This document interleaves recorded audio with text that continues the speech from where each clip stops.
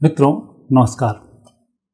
अभी जो पहलगाम में हमला हुआ है हिंदुओं के ऊपर, ये हमला एक दृष्टि से तो आतंकी हमला हम कह सकते हैं जो प्रत्यक्ष रूप से दिखाई देता है। लेकिन यदि हम ग्रह योगों की चर्चा करें तो इस हमले के मायने बहुत कुछ हैं और बहुत कुछ सोच समझकर इस पर निर्णय करना हुआ। कारण है कि हम भावनात्मक रूप से यदि कोई निर्णय लेते हैं तो निश्चित रूप से ये एक मूर्खतापूर्ण वाला कदम होगा, क्योंकि जो हमला है उसका यदि हम समय निकालते हैं, उसकी हम कुंडली निकालते हैं, तो ये कुंडली पूर्ण रूप से संकेत प्रदान कर रही है कि ये जो हमला है तृतीय विश्व युद्ध जो चल रहा है उसमें भारत को उकसावे की कार्यवाही है और ये कार्रवाई चीन के द्वारा की जा रही है। चीन के बारे में मैं बहुत पहले से ही बता रहा हूँ कि ना तो पाकिस्तान के पास परमाणु है, ना टर्की के पास हैं और ना बहुत अधिक के इनके पास अत्याधुनिक हथियार हैं। ये सब चीन वहाँ पर सप्लाई करता है और चीन ही सारे काम करता है। तो चीन का अभी स्टेटमेंट भी नहीं आया। इतना घटना घटने के बाद पूरी दुनिया के लोगों ने इसकी निंदा की, लेकिन चीन की तरफ से कोई निंदा का बहुत अच्छा इनका स्टेटमेंट जारी नहीं हुआ है। और पहले भी हाफिज़ सईद के बारे में भी आप देख चुके हैं कि अंतर्राष्ट्रीय लेवल पर जब इसको अपराधी आतंकी घोषित करने के लिए बात आई तब वीटो लगा के चीन ने इसको रोक लिया। और पाकिस्तान में इतनी दम नहीं है या उस पर इतने पैसे नहीं है, क्योंकि वो खुद ही भूखों मर रहा है तो दूसरी जगह आतंकी भेजेगा कैसे। लेकिन वहाँ के लोगों को खरीद कर पाकिस्तान को मूर्ख बनाकर ये सारे काम चीन कर रहा है। और वो ये चाहता है कि भारत एक बार युद्ध में उतर जाए और भारत की जो आर्थिक उन्नति जैसे चल रही है उसमें कमज़ोर पड़ जाए, क्योंकि 2 साल 3 साल के बाद ये भारत से टकराने की स्थिति में नहीं रह पाएगा जिस तरह से भारत तरक्की कर रहा है। और मैंने पहले ही बताया कि चीन की आर्थिक स्थिति बिगड़ रही है। चीन का अंतर्राष्ट्रीय लेवल पर जो प्रभाव बढ़ना चाहिए वो भी कम हो रहा है। दिख जरूर रहा है कि चीन यूरोप में अपना एक प्रभाव दर्शा रहा है, लेकिन ये सब 6-8 महीने की बात है। मार्च 26 के बाद चीन का सुपड़ा साफ होना शुरू होगा, वो सितंबर 25 से इसकी पोलें खुलना शुरू हो जाएंगी।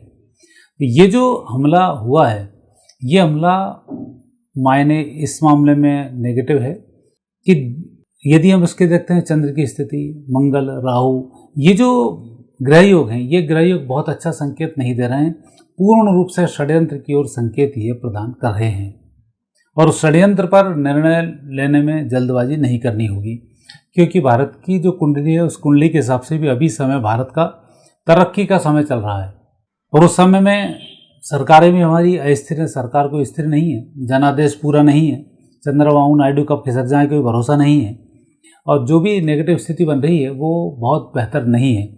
पूर्ण रूप से जनादेश नहीं मिलना सबसे बड़ी देश का एक दुर्भाग्य है कि जनादेश प्रॉपर नहीं है और विपक्ष यहाँ का वो और आतंकियों की तरह काम कर रहा है। जैसे आतंकवादी धर्म पूछ कर गोलियां मार रहे हैं और ये जातियां पूछ कर आदमियों को इस देश में जहर घोलने का काम कर रहे हैं।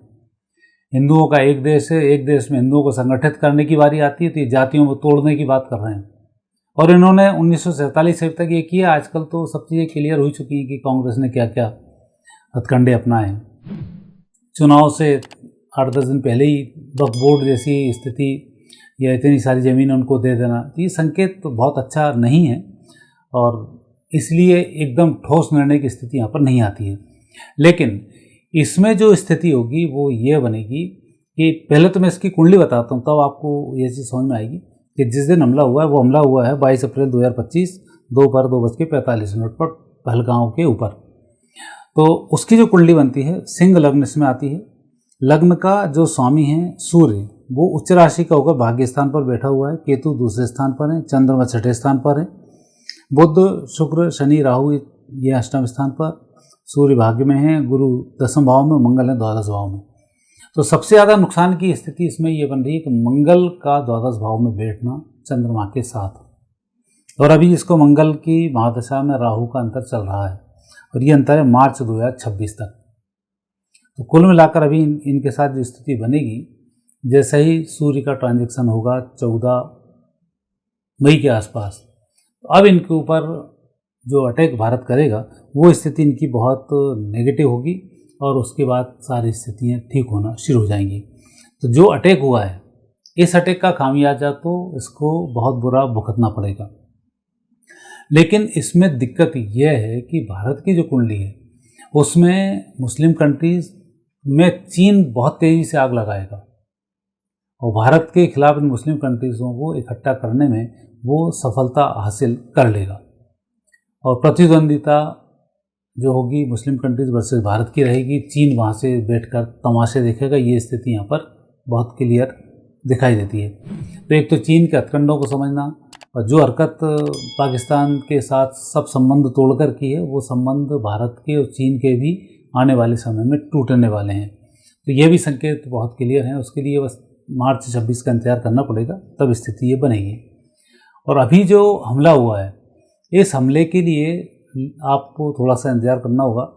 6-7 तारीख के बाद स्थिति सुधरना शुरू होगी और 14 तारीख से लेकर 14 अर्थात मई के महीने में आपको अच्छी खबर सुनने को मिल जाएगी। हालांकि युद्ध करना, मारना, ठोकना ये बहुत अच्छी खबर तो होती नहीं है, लेकिन चूँकि देश एक नए आक्रोश की स्थिति में चल रहा है, सरकार पर से भरोसा उठ रहा है क्योंकि न्यायपालिका से तो लोगों का भरोसा उठ चुका है। अभी भी यदि आतंकवादी पकड़ाएंगे तो फिर न्यायपालिका कूद जाएगी, इनको हमें हैंडओवर करो, तो वो स्थिति नेगेटिव हो जाती है।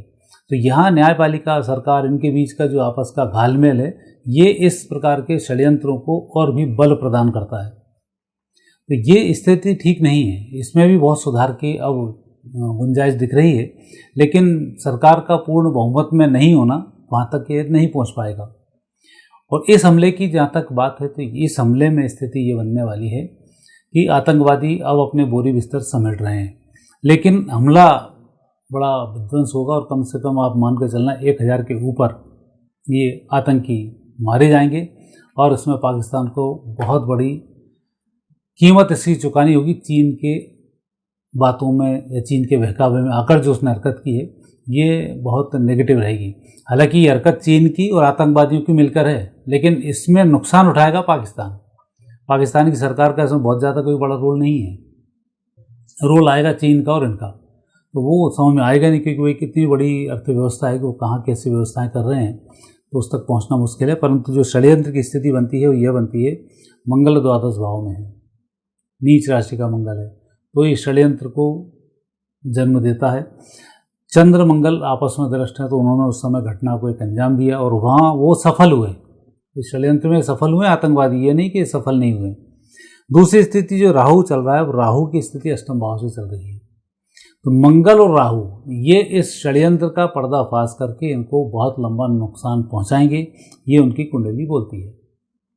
और भारत की यदि कुंडली की बात करें तो यहाँ पर जो स्थिति बन रही है वो राहु की स्थिति अभी एकादश भाव में है और मंगल की जो स्थिति बनती है वो मंगल की स्थिति तृतीय भाव में पराक्रम स्थान पर अभी चल रहे हैं।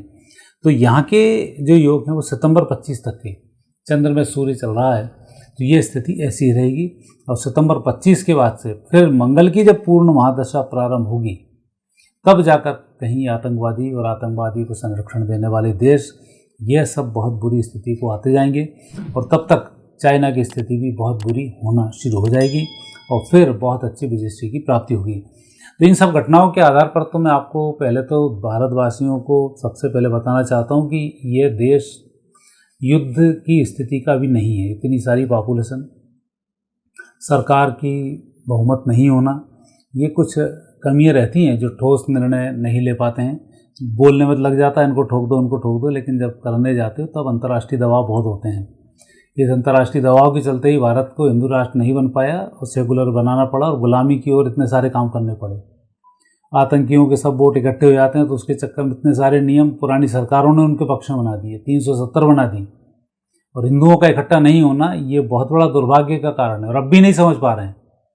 अब उनने नए सगुफे छोड़ने शुरू कर दिए जातिगत जनगणनाओं के, विदेश में जाकर उन्होंने बोलना शुरू कर दिया भारत के इसके ऊपर। बदनाम करने में ना मीडिया कोई कसर छोड़ता है ना विपक्ष कोई कसर छोड़ता है और हम उतावले होते हैं लड़ाई के लिए। युद्ध शांति के साथ जीता जाता है, उतावलेपन पे नहीं जीता जाता। महाभारत इसका बहुत बड़ा उदाहरण है। उतावलेपन पे आखिर दुर्योधन को हारना ही पड़ा। तो शांति के साथ आप थोड़ा सा इंतजार करो, दुनिया की परिस्थिति अपने आप ऐसी होने वाली है कि अभी तृतीय विश्व युद्ध चल रहा है, बंद नहीं होने वाला। रूस अभी सबको बहुत बुरी पोजीशन पर लेकर आएगा। रूस पर हमला होगा, फिर रूस यूरोप को निपटाएगा।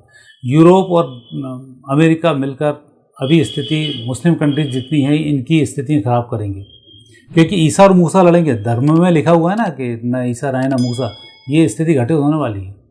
और चीन बड़े मज़े लेने की कोशिश कर रहा है, लेकिन चीन कितने बुरे षड्यंत्रों में फंसेगा ये आप सोच नहीं सकते हैं। उस पर मैं कभी वीडियो बनाऊंगा, अभी उसका समय नहीं है।